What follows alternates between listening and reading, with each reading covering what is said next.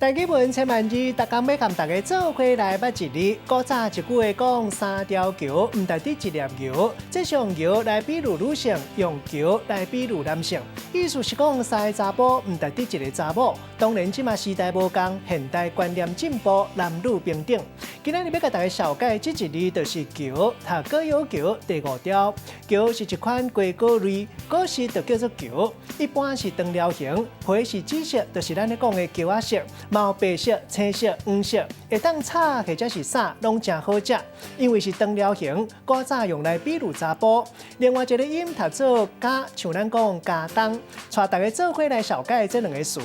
头一个读做加芽菜，某人讲是搞芽菜，因为这是菜球类的菜，柄较长，叶啊筋骨真高，食起来有淡薄甜甜。过去用来饲猪，某人种来食，因为外形像饭匙。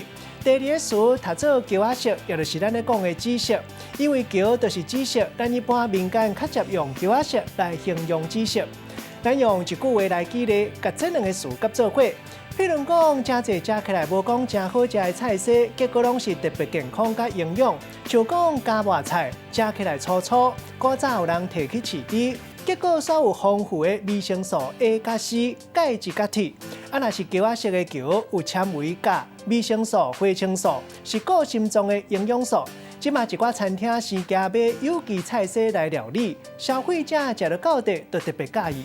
今仔日小解这一字读做加，另外一个音是桥，提供给观众朋友来参考。